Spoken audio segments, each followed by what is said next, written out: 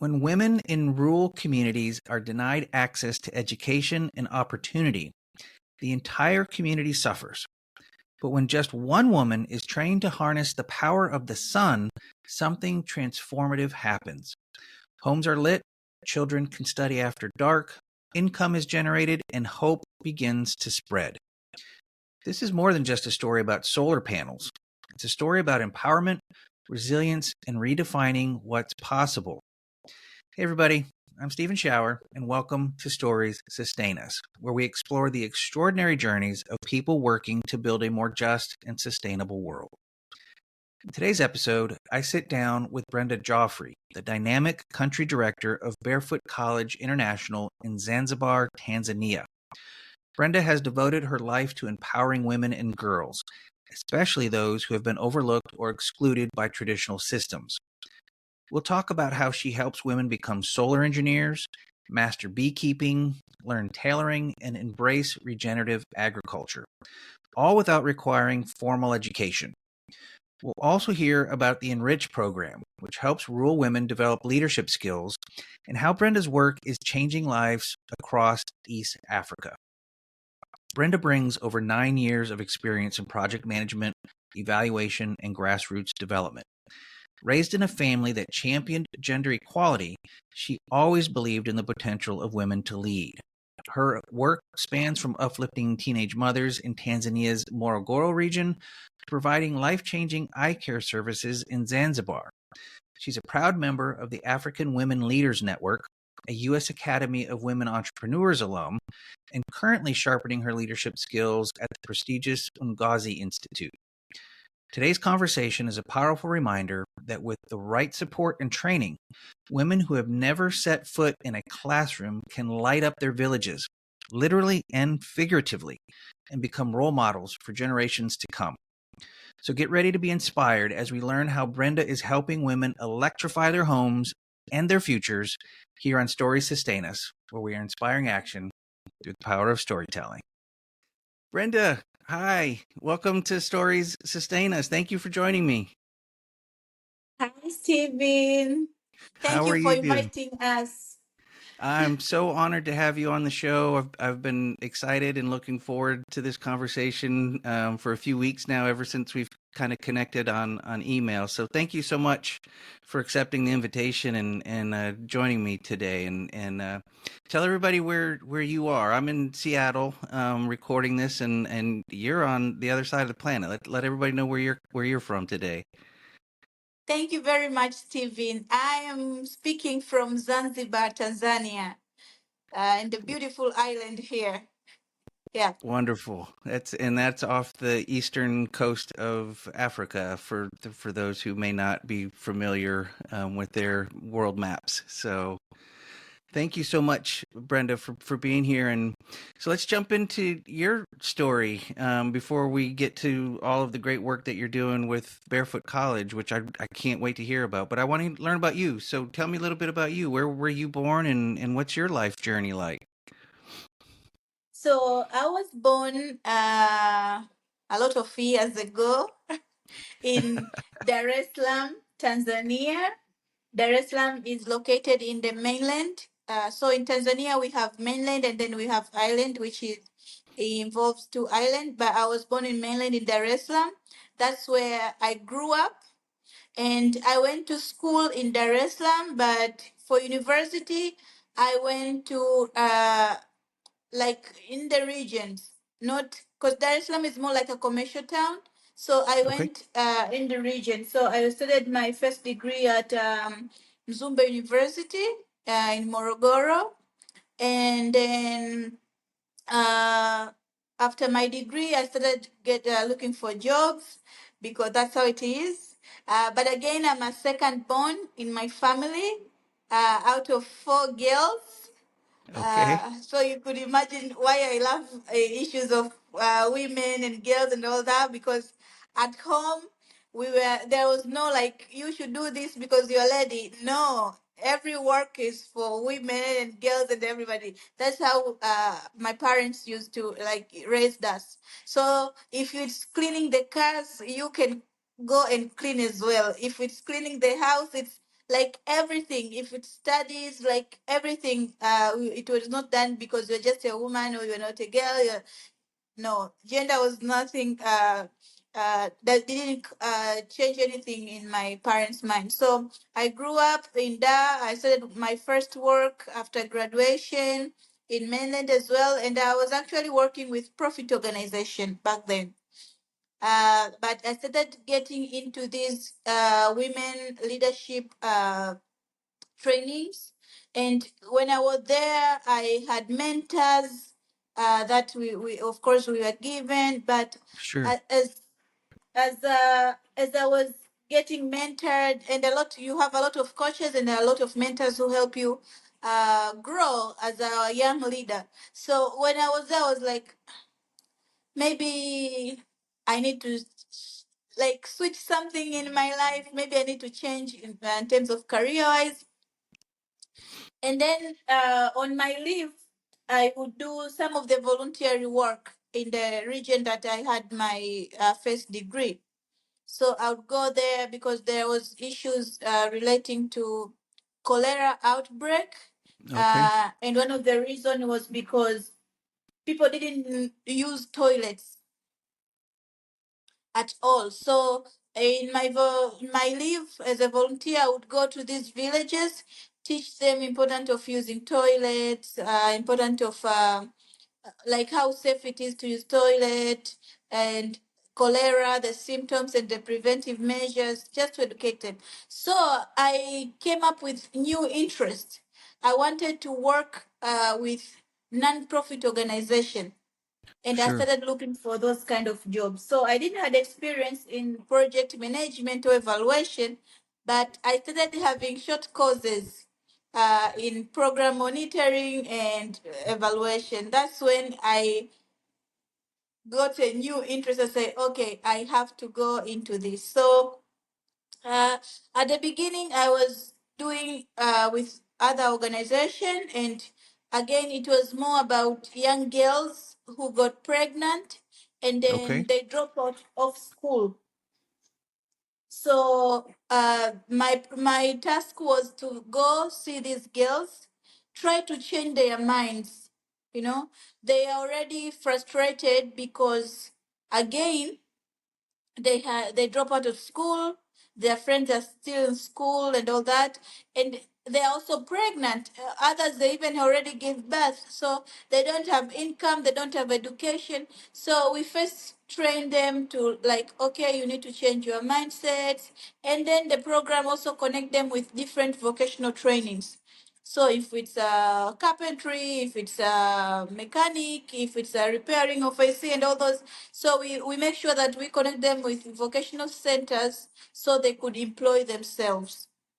Yeah, Nice. so that was Nice. Nice. mostly, but again, I was working with one of the Danish company where they would put camps in Zanzibar. That's when I started coming to Zanzibar, and we Okay. would check people's eyes and offer them free glasses.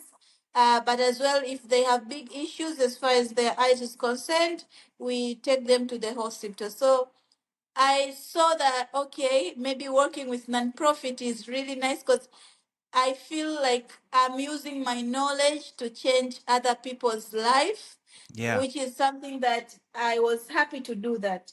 So when I saw opportunity at Barefoot in Zanzibar, I said, why not? Let me go try. Actually, my parents was a bit like, you're going to work in Zanzibar. Mind you, I grew up in mainland. Our home is in Dar es Salaam, which is the capital city, I'll say commercial city in Tanzania, and then I'm going to Zanzibar. So most of people leave Zanzibar to go to mainland to look for jobs. And for me, it Yeah. was actually vice And versa. you going back. Yeah. Yeah. Let Yeah. me And ask you a again, question. yes. Oh, go ahead. No, please go ahead. Yeah, and again, most of people coming to Zanzibar are coming to work in hotels. But for me, it was Mm. an NGO. So I had to use a lot of time convince my parents that I'm going to work here. But again, I wanted to move out of Dar es Salaam because Dar es Salaam, as I mentioned, is commercial town. It's too much traffic whenever you go to work. So I'm spending a lot of time on the road. I said, I want to move out of Dar. So that's when I made a decision. So I came to Zanzibar officially in 2019. Okay. Yeah.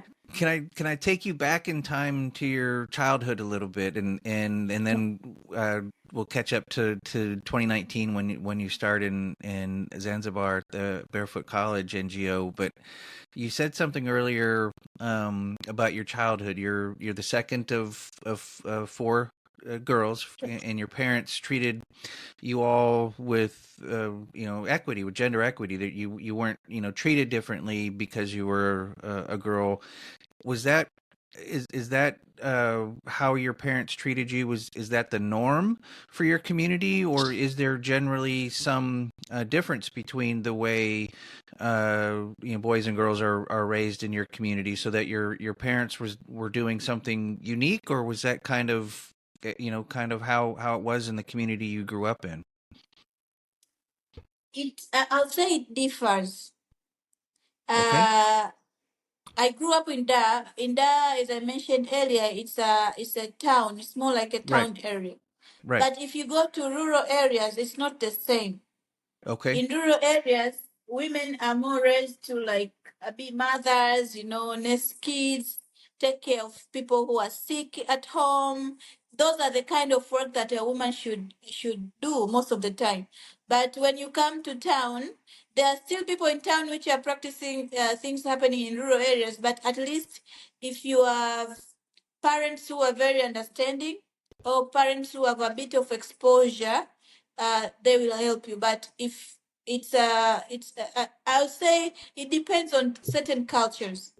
Sure. But most of the time in rural areas, it's very rare to see a woman go to school because again the environment is not even good for you. Walk 5 kilometers, 7 kilometers to just reach the school. So sometimes you say, okay, let me just sit home and relax.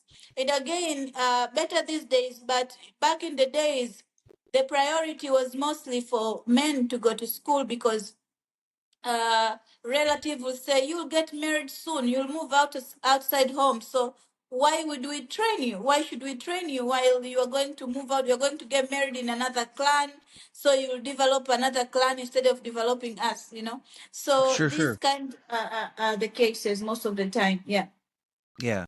Thank you for helping put some context around that, so that the audience who might not be familiar can understand the circumstances a little bit better, and that the opportunities that you had to go and get an education and go to university and really changed your life. Not everyone has those opportunities, particularly in those rural areas. So that helps set the stage and understanding for the important work that you're doing now with Barefoot College. So, um, it sounds like you had this desire to give back and support others for much of your life, with all of the work that you did. Working with young mothers and helping folks with their eyesight and their vision, and now what you're doing with the Barefoot College. Is that something that was instilled in you by your parents as well, or what kind of happened in your life that you realized, rather than going and just going down a business path or making money, or growing that direction, you took a career path that you're giving back, and you're supporting others. How did that come to be for you? Was that again from your childhood, or just kind of your natural progression in your career? I think it's just I think I felt happy doing something, and then you see the impact of it just there. Like you train a person about toilets. Imagine training an older woman about importance of having toilet, and the lady asked me, why do we need toilets? I'm 50 years old. I've never suffered from cholera, so why would I have a toilet today? Since I was grow up, since I was in my parents' house, now I'm married, we never had toilet. How would you convince this 50-year-old person that the toilet is important while she has never used one for 50 years of her life? you know Yeah. and then you tell her, and then she go and be the change maker. She go and tell other people in her community that toilet is very important. I was like, okay, this is the job that I want to do. Like you will see the actual impact in the community at hand. Yeah. And I think that's more like my passion. That's more like what makes me happy. Yeah. Yeah. I love that story. I thank you for kind of describing it in such a real life way, that the impact that you're having, that you can help one person, and then that one person then continues to help others in their community, and then others and others, and all started with your spark of passion Yeah. and your desire to help others. That's such a powerful story. So thank you for sharing that. That makes me happy. Thank you. That's wonderful. That's what I love to capture on this show, speaking with people like you, and the joy you get from helping others, but the real difference that you're making is beautiful to me. So thank you for that. Thank Um, so, you know, do you, your sisters, your three other sisters, and did they all, go off in different directions as well? And are you the only one of your family kind of doing the NGO work, or is it something that is others in your family are also doing similar work as well? So far, I'm the only one in a non-profit sector. Yeah, Yeah. but my other sisters are still in school, so Okay. I'm not sure what their career path or what they want to do. But yeah, my Sure. sister is a teacher, and the one after me works with the government as well. So not in non-profit sector at all. Yeah. Sure. Still teaching and government work is still service, so they're still helping others. So that seems to be Yeah. a wonderful trait running through your family. So Thank um you. so tell me a bit, Brenda, and educate me and those who are listening or watching. Tell me a little bit about the island, about Tanzania. You said most people leave the island to go to the mainland to go to work, and you kind of did the opposite, to go out and work out there and help others. And it sounds like it's a resort island as well. That there's some industry there for tourism and whatnot. But what is life like on the island for an average resident? So I'd say, if you're a tourist and you visit Zanzibar, you will see beautiful hotels, you'll see all the fancy things, because you're a tourist and they'll take you to Right, nice places. right. But again, there are still people who are struggling uh, for even food at the end of the day. Okay. Yeah. Yes, so you have every kind of income. So you have those one who have income and even extra, and then you have those one that they have to wake up, find food for the day, and go back to sleep, and then tomorrow again wake up early, go find another meal for the day. Yeah, if they stay home, if they are sick, the family is not eating. We have those Yeah, kind of people as well. Yeah. yeah. So there's So in 20, should I proceed? yeah. Please. Sorry, I Yeah. didn't mean to interrupt. In But yes. 2019, it's when I saw a post.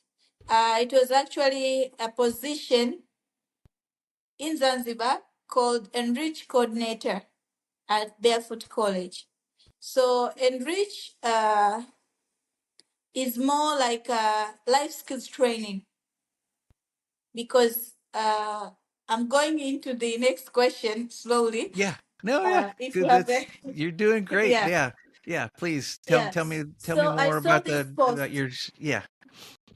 Enrich Coordinator, and I was looking at the description. So I've already started learning this short course on project management. And then I saw this post. I was like, I'm fit. I fit here. Let me apply. So I applied. I was called for the first interview, second interview, and the third one, I got it. So the post was actually training, because Barefoot College Zanzibar, we work with women who have never been to school. Most of them, they don't know how to read or write. And most of the women, I'll say 100% of the women that we work with are from the rural communities. Yeah. So we take them to our center. We have a center in the northern part of the island. We train them. We have different programs. We have solar energy, we have beekeeping, we have tailoring, we have regenerative agriculture, and then you have what is called enrich or life skills training. So enrich, it's a core curriculum. Whether you come to learn solar, beekeeping, any program, you will have also to be trained on enrich. Go through that program. Okay. Yes. And why was it developed? It was developed because, as I mentioned earlier, we are working with women who have never been to school. So they don't know a lot of things which surrounds them. They don't know like how even to make decision. They don't know about their health. They don't know about their rights, So we introduced this program specifically for women to be able to be leaders when they go back to their communities.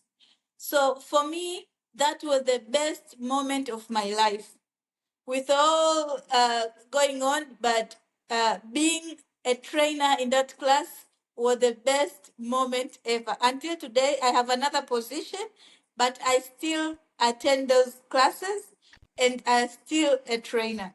One of the reasons is because with Enrich, the way it's designed to, even if I'm a trainer, I'm also a trainee because I'm also learning from women. And again, most of the rural women, they don't have a room to share about their lives. They don't have a room to share about what they are struggling with. Because in the villages, they will wake up, going to the farm, washing dishes, washing clothes, cooking, and then they go to sleep. You don't have anybody you talk to. You don't have those kind of people. So when they come to the center, for them it's more like a vacation because they have never even relaxed like that. And some Yeah. of our Wow. programs are residential, so they sleep at the center. Wow. One thing, so the program is designed with curriculum like topics like self-awareness and aspiration. You find that maybe in the class, if there's a lot of people, maximum there are 12 people. You give them an assignment and you say, come present, because most of them, they don't know how to read and write, so they will draw. Okay. And in the picture, say, come present to us. Let's say most of the time we give them assignment like, you need to think, what do you aspire in the next 5 years or in the next 3 years? You don't have to write. You just draw any picture that you yourself you understand and come with your paper in front of us to present. Mind you, we are only 12 people in the class. Yeah. And mamas will be hiding their faces like this with the paper. And sometimes they are shaking. You can see it in their hand. Why? It's because they never stood in front of anybody and speak before. Yeah. They were never given that chance. Yeah. Yeah, they never given those chance. So now that you are giving this chance, and again, these women are older. Some are 40, some are 50, like they're older women. So it's really empowering. After a few months, you see this same mother that was very shaky with the paper challenge even you. So for me, that's one of the best part of my work that I really love. So we have curriculum like self-awareness and aspiration. We want them to know the gender roles. We want them to aspire more. Like they can be leaders as well. They can be, somebody, because they will live, let's say, at the center as solar engineers. You are just a mother at home. Now you are a solar engineer. How should a Right. solar engineer even act? We train them, but again, aspiration, which is very important. And this lesson, we always do it at the beginning and at the end when they're about to leave. So you'll find that in the beginning, they always mention, I want to own, let's say, a cow. I want to build my mother a house. Those are the aspirations that they had. But in the last session, when you repeat the same thing, it's completely new words. It's not material things. It's more like, I want to empower more women. I want to be a leader. I want to be a change maker. So you see, this is really changed. That's Again, we have incredible. issues like health, about their health, how let's say body organs. because, for example, for me, I know body organs because I went to school, I learned biology, and now I know the function. But for a person who didn't go to school, it's very rare to find that they know the functions of their Sure. body organs. So we always play games, and we'll give women body, and say what kind of body is this, what kind of organ is this, and what kind of the function does it have. So everybody, but again, we invite outsiders. So sometimes we invite a medical doctor because women have a lot of questions. As long, for example, when we are talking about menstruation or when we are talking about reproductive health, contraceptive Sure. methods, they always have a lot of questions. So it's very important for us to invite even outsiders. Barefoot College Zanzibar, it's a center which is in across East Africa.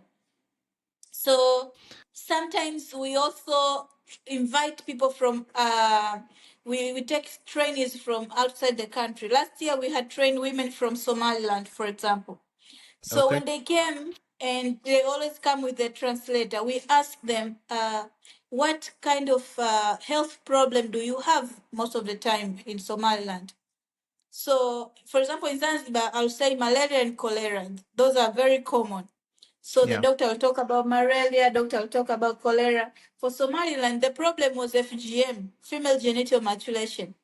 Oh, wow. It's yeah. So Yeah. when Wow. we called in the doctor was explaining. So there are some women who say, no, we came here to be solar engineers, not for you to brainwash us with FGM. Or it's not good, it's not what. So there are some people, again, who would want to listen and to know what's happening. And there are those people who would say, no, we don't want to listen to you, yeah. So Yeah. that's It's a that's big what culture there are change. those who are ready to change, and then there are those ones who it takes time for them to change. It's not like they don't want to change, but it takes times Sure. for them Change to is hard. change. Yeah. Yeah. Yeah. So And these, again, we teach them about nutrition, importance of having proper meals.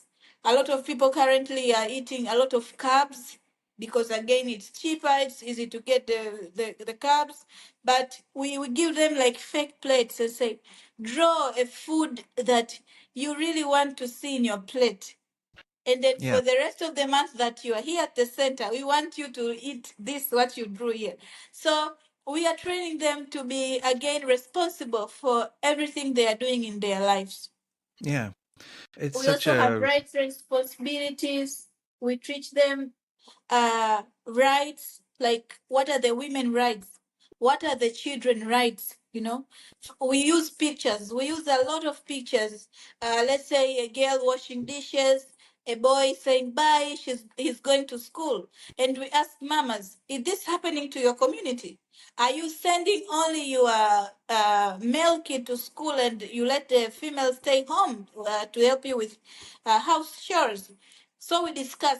There are women who say, yes, my husband doesn't want that. There are women who say, no, I send all my kids to school. So we discuss. And this is the good thing about the project. It's like we don't force them to change. It's them who decide that this is uh, right or this is yeah. wrong. And I then we'll like that. take this one.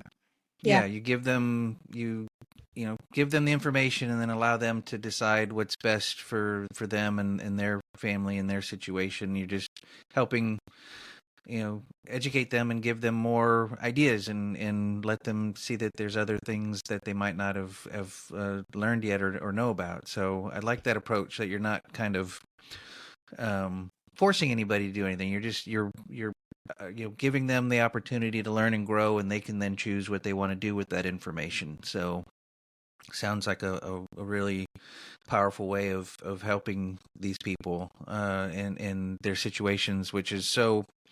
I imagine certainly from my experience, and I imagine for much of my audience listening to this, it's a different experience that we grew up in, and it's really sounds incredible what you're doing and the help that you're providing to the women from these rural areas of Tanzania.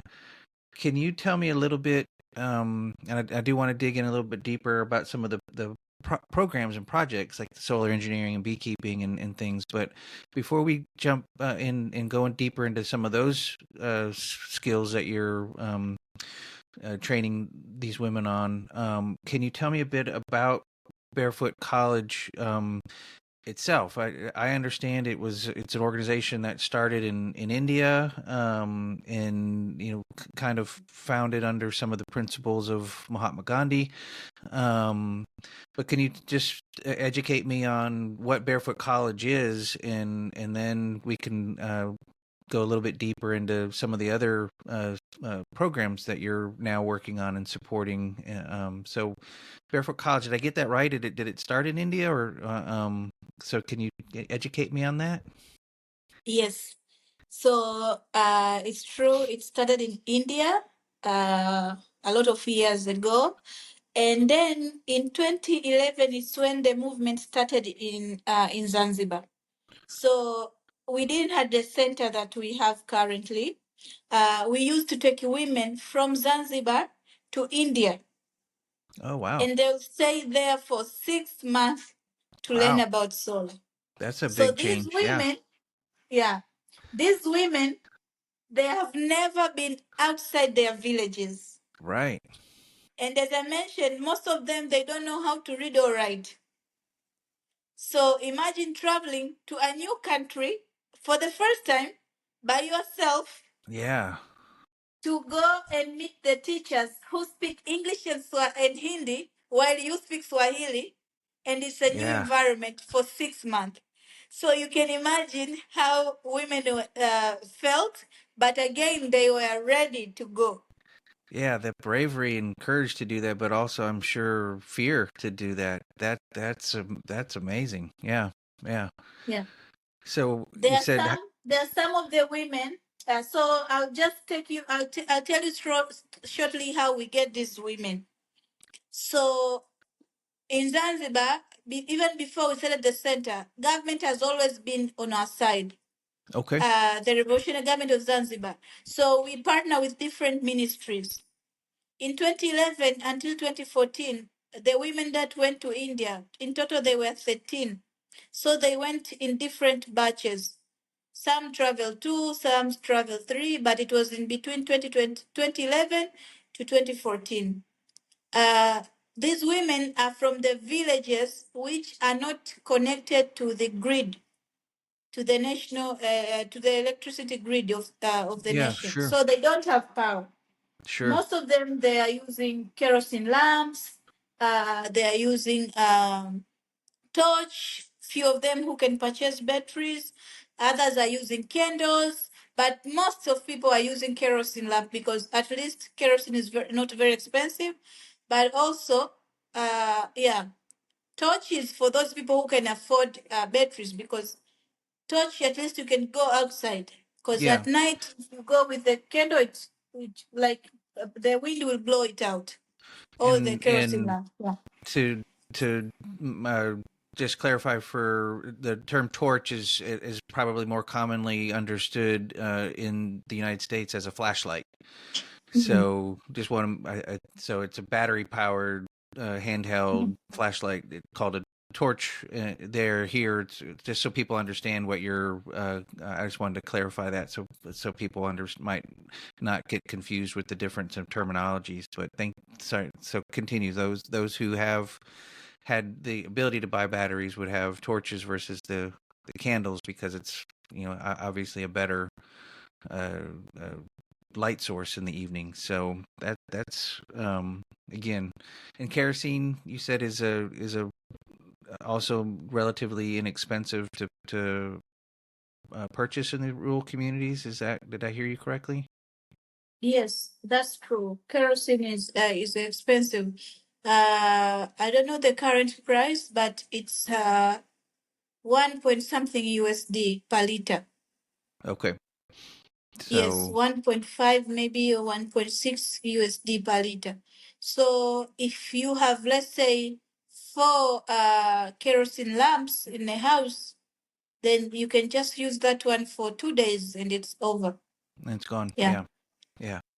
So we So work with the government. We select these women And again, the 13 women who went to India and from 2011 to 2014, they are now the master trainers, because in 2014, the previous president of Zanzibar, Dr. Shein, visited India. He was very impressed with the project, and he met some of the mama from Zanzibar in India. He said, instead of bringing all these women to India, please do the project in Zanzibar.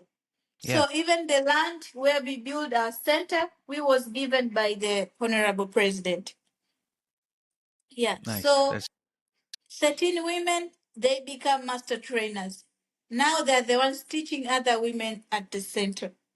And how we get these women again, we work with government, as I mentioned.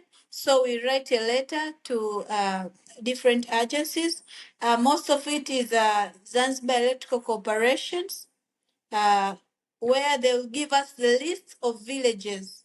Also, sometimes Zanzibar Utility Regulatory Authority, they'll give us a list of the villages which are not yet connected to the grid. yeah. After they shared with us the list, what we do is we go visit these villages to see, do they also fit barefoot standards? Because for us as well, we work with the communities which are not connected to the grid. That's one. But again, they are very far to be reached. Sometimes you don't even have roads, you don't have any social services, you don't have hospital, you don't have dispensary, you don't have anything. So Wow. we want to work with those communities which are very, very far to be reached, because we believe that as soon as we reach there, other NGOs will also join us. And again, we work in Zanzibar with a lot of partners. So it's easy to convince them after we have done something to them already. Yeah, sure. So those are the kind of the community that we work with. So we already identify the villages. We go meet the chief of that village first. That's number one. We talk to the chief, and then we say, Chief, can you please call in for a public meeting? We want to call all the members of the community. We want to select 2 women from this village to come with us to our center. Solar program is a 3-month training. Before it was 5 months, now it's 3 months. So all the 3 months they are staying at the center without going home. Yeah. So we have criteria, and whenever there's a public meeting, when it's called, it's a master trainer. There were women that went to India, actually, convincing the community. And because they are also examples, they are also role models, it's easy Sure. to get women. Sure. Yes. Yeah. So they'll also attract those women to join us, because they'll be saying, okay, you just like me, I didn't go to school, I did, but at the end of the day, I'm a solar engineer. I electrified my community, so you can also do the same. And again, we are your teachers. We know how it's a problem, or it's a struggle for a person who have never been to school to be in a class. Yeah. Yeah. So we knows everything, and then mamas are comfortable to join our programs. And again, when they come to the center, of course, when I'm talking about this, it seems very easy, but most of the time it's very, very difficult. Yeah, it doesn't seem easy to me at all. It seems like, yeah, very, very, every step of the way seems like there's challenges and that the women that you serve have to overcome and just your work then it's so yeah, it's incredibly important, but it doesn't sound easy.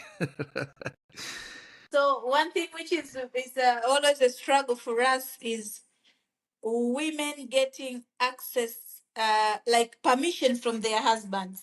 Sure, That's one of sure. the things Wow. which is, yeah. Yeah. So one Yeah. of the criteria that we have actually for solar program is for a woman to be at least 35 years old, because that age in Zanzibar, most sometimes you're already a grandmother, 35 years Yeah, old. you've already, yeah, you're sure that makes Yeah, sense. Yeah. yeah. So So we there's want women who are like that, like women who have roots to the village. Women yeah. who, after training, they will return to their villages and they will do installation. And again, they'll be responsible for maintenance and repairing of the equipment. Yeah. So that's how it is. Well, it's so, I'm sure, transformative to these villages then when the women come back with this education and this ability to harness solar power to provide energy to the community, to their homes, to their neighbors' homes. I'm sure it's transformative, not just for the women who go to do the training, but obviously how much benefit they're bringing back to their village and their community. That sounds incredible. So, do you have any like success stories that you can share about how um, that transformation has occurred in someone who's been trained and then they've gone back and the difference that they've made in their home village? We have a lot of successful Yeah, I'm stories, a sure. lot of them. Can So you I'll share tell one? you a few. I'll Please, tell you please. a few. Uh, one of the mama, her name is Fatuma Juma Haji. She's 58 currently. She went to India in the first batch. So she's from one of, we are living in the big island, but again, there are small, small islands as well inside the big island. So Yeah. she lives in one of the small island called Panza in Pemba Island. And when she went to India, her family approved of her and all that. And then she came back with equipment. She electrified the whole village. One day we went to visit her, and everybody treats her like she's a queen. That's how everybody feel like. So we actually did one of the successful stories with her because she was featured in the Dubai Expo film documentary where we opportunity. The theme was opportunity. So she took opportunity to go to India, and now she changed the whole life of the villages.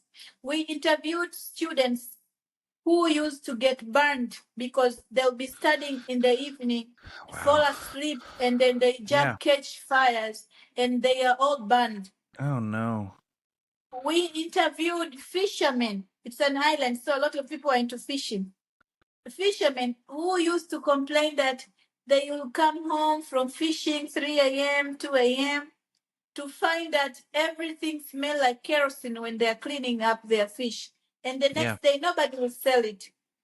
We interviewed some villagers who used to have snake bites because at night when it's 6, nobody do anything in the community. Like the day ends at 6 p.m. Yeah. We interviewed shopkeepers who say they will open up their shops at 7 a.m., close before 6, before dark, because if they have to sell, who will come? It's like a probability. It's already dark everywhere. Nobody wants to go outside because of a lot of snake bites. Right. Who would want to come? But again, if I stay longer, means I have to sell everything with the kerosene lamp in my hand. And then I'm selling sweets, I'm selling food things. Again, that's already a problem. So Right. sometimes you don't see that. But those are the things you can actually see from the villages. Again, with Mama Fatima herself, she's now a role model. She actually told us one day that even my kids and my grandkids are looking at me as a role model. Like my grandmother is going up on the roof, putting the panel. I want to do more than her. Before, in her time when she was growing up, she didn't have any role model. For her, it was seeing your mother washing dishes, cleaning every day. Every day. You don't see it. So for her, she's happy now that even the fact that her kids want to achieve more than what she has achieved. I remember in 2018, she traveled to Russia. We always get to be invited in different meetings. So actually, the person who invited us could only find one person to go. Yeah. So normally she should always travel with somebody who can help her with English because she doesn't speak English. But for Russia, we said, no, this is an opportunity. We can't miss it. Please go. You wouldn't get lost. So she traveled from Zanzibar to Russia by herself. And the moment she came back from the trip, she said, I want to learn English. That will be the first thing I want to do. And now she speaks good English more than I. So That's you can wonderful. imagine how I'll say this training has changed the people's lives. When I was Yeah. interviewing her, she said she had to wait for money from her husband, everything from husband. At least now she even have respect in her community because she can make decision for the family. She doesn't have to wait for the husband all the time. So these are the things we have. Like you see how women changed even from the way they speak to you. When they Yeah. just came to the center, they are very shy. Most of them are looking down when you talk to them. But few months later, they are talking to you and even question, like, why is this here? Why is this not there? Like, maybe it will be better if we do this. So you see how the program has really transformed these women. Yeah. But Um, again, talking of the number of impact, so far yeah. we have trained 65 women. So we have 9 from Somaliland, we have 2 from Malawi, and then the rest are from Zanzibar. In Zanzibar itself, we have electrified more than 1,800 houses. That's incredible. The So, ripple yeah, effect of change and benefit from just those 65 women is incredible. Just the benefit and the multi-generational change that's happening and the multi-generational improvement for quality of life and just so amazing. I'm literally, I had to wipe a tear from my eye. I mean, I'm so full of joy hearing this story that the your passion for this work and the absolute uplifting of individual women, but uplifting then that they're doing for their own families and their communities is just really such a beautiful and powerful story. It's incredible. thank Um, you. so the solar, there's beekeeping and other skill sets, so you really kind of have a number of ways that you're helping educate and give real tangible skills to these women.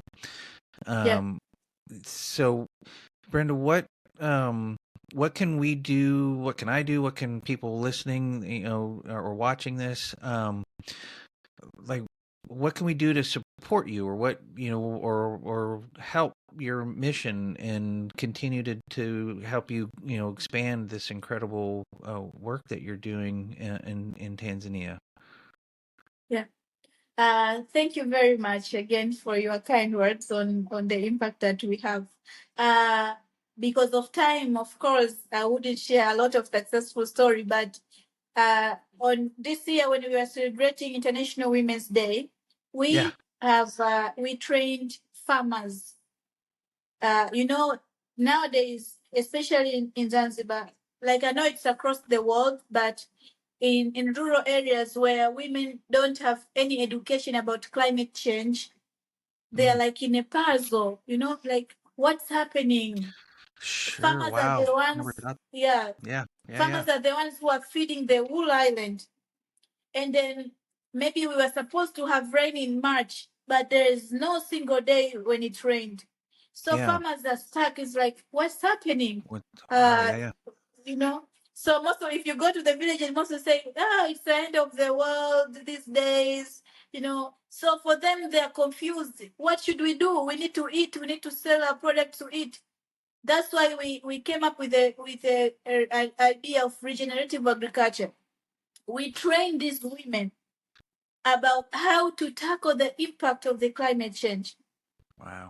using the compost, mulching methods, like all these techniques, so they could at least skip the impact of climate change in their farm. So it was very helpful. But again, we provide them with equipment, which again they'll go and practice better farming techniques. We visit women and say, sometimes the livestock will come into my farm and try to eat my products. If you give me fence, it will save because the livestock wouldn't get in. Or sometimes Yeah. there's no rain, but we train them how to harvest rainwater when it's raining. If I have a bigger tank, if I just have a tank, I'll save some water to put it in the soil. So small things they need. For example, for our beekeeping program, we had a very big problem in Zanzibar of deforestation. People are cutting trees and sell as firewood. The others are making charcoals. But they are cutting trees is because they don't know the importance of preserving the trees. Or they don't know that with the same trees, they could actually earn more money, more than when they cut it and make charcoal or sell firewood. That's why we even introduced the beekeeping, because we say we'll train you to become a sustainable beekeeper, and then you will not be killing bees, because others like they have inherited the beehives from their parents, but they don't know how to use it well. So we will we will train you on how to be sustainable, how you can open beehives without bees stinging you. You get the protective gear, you give you gloves, you give you gumboots, and then you can harvest your honey, come to us, sell to us. We'll buy it in a very good price. Barefoot College Zanzibar, we have very good connection with hotels in Zanzibar. They purchase honey from us. So nice. It's already I would say it's already a business to business kind of relationship. So instead of cutting trees, preserve them. Bees love trees. They pollinate even the crops, a lot of things that we have, So most of the time it's because they lack education. But if we give them education, it helps them to make good decisions. So to answer your question about what we could, the listeners could support us. So we have a lot of trainers.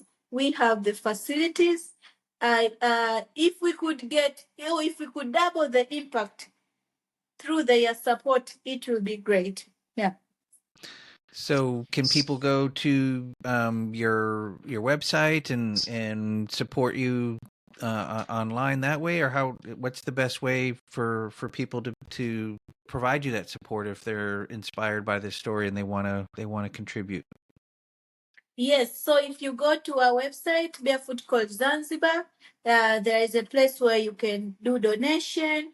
But again, if you reach out to us with our email from the website again, we'll give you all the instruction until you can donate. Yes. Perfect. But there is a direct place in the website where you can go straightly and donate.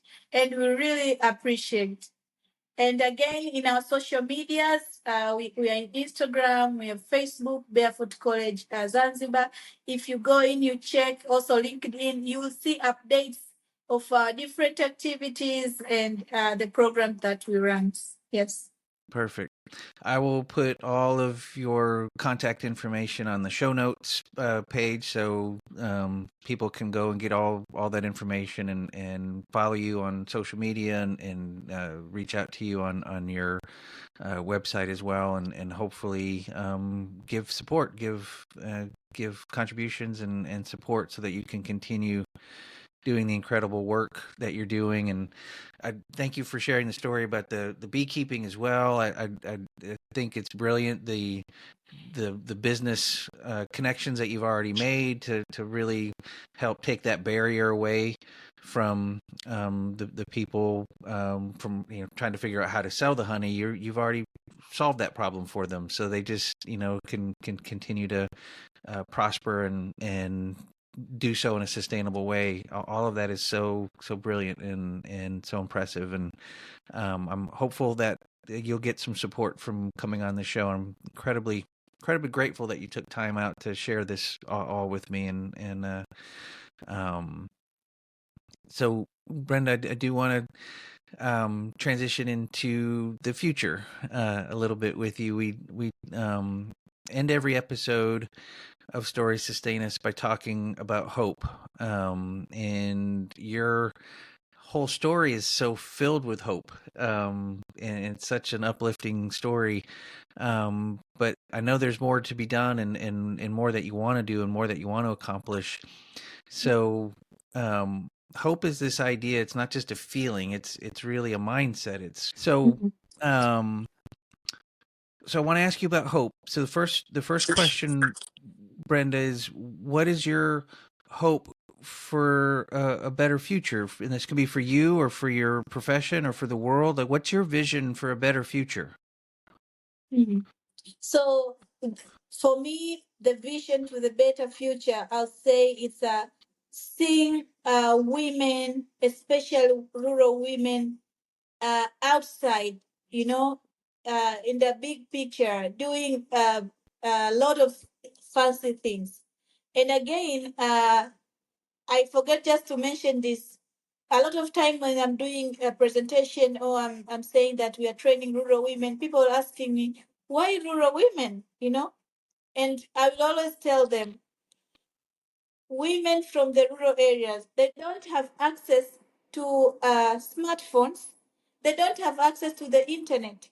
If I am staying home, it's easy for me to just, uh, go over my phone. I'll get opportunities. I will apply. But for a person who lives in the rural communities, don't have access to all of this. It's very difficult. Yeah. So I always tell and advise fellow like other NGOs, please also focus on rural women. It's really important. Yeah. So So yeah. So for me, my vision is seeing women from rural areas also involved in decision making, involved in the country, involved in a lot of activities. Yeah. perfect. So the second question in your whole everything you've talked about, I think, is an answer to the second question. But I want to make sure you have an opportunity to expand more if you'd like to. But why? Why do you want to see more rural women be trained and given these educational opportunities? So with over 6 years of working with them, I believe that rural women are very innovative and rural women are very brainy. So the last question, I don't know if you heard it before the power Yeah, cut out. yeah. So let's just ask one more time, and then see if we can capture that answer. Just um, how will it make you feel when your vision of the future is happening, and it's no longer just a vision, but it's reality. It's what's happening. That more women are being trained, and more opportunities are provided to rural women. How does that make you feel? I think as a human being, I feel really like I feel like everybody is involved. I feel like every decision which is made, it's involved anybody, everyone. So for me, I feel like it's more like my dream came true. Yeah, Yeah, beautiful. yeah. Well, Brenda, thank you so much for taking time out to speak with me, and I really hope your dream comes true, and that you continue to get the support that you need, so that you can continue to provide all of these amazing opportunities to the women of rural Tanzania. So thank you for joining me today on Story Sustain Us, and I'll leave you with the final word. If there's anything else you'd like to say to the audience before we go. Thank you very much for listening to us, and I really appreciate. And I hope you visit our social media and website so we could double our impact, so we could empower more women, so we can create more role models in the communities. We really appreciate. Thank you very much, Stephen. Perfect. Well, thank you, Brenda, and I wish you and everyone there all the best. So thank you so much. Thank you very much. Bye bye. Bye bye.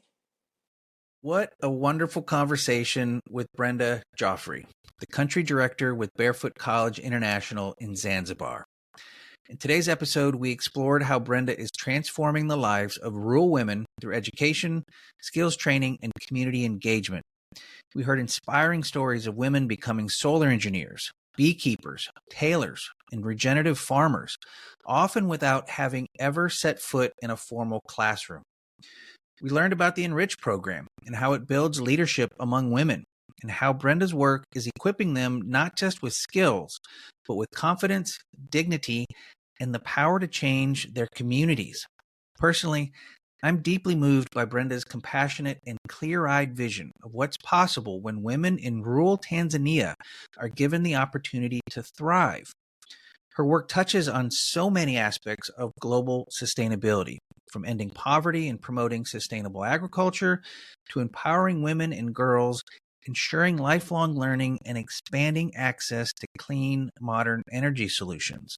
Brenda's helping build a world where no one is left behind. And in doing so, she's modeling what true sustainability looks like: equity, education, and opportunity for all. I want to thank Brenda for joining us on Stories Sustain Us and for the incredible work she's doing to uplift women, light homes, and make the world a better, more just place, one village at a time.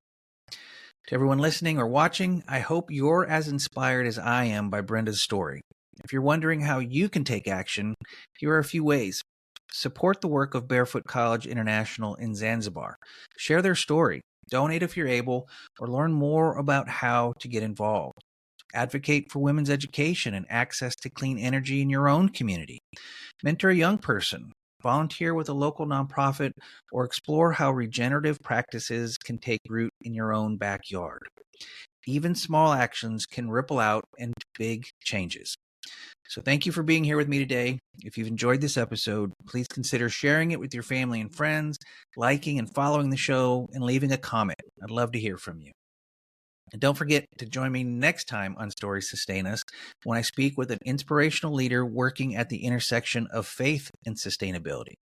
Through interfaith collaboration, this changemaker is equipping communities to honor sacred waters, become faithful stewards, and restore the health of our shared watersheds.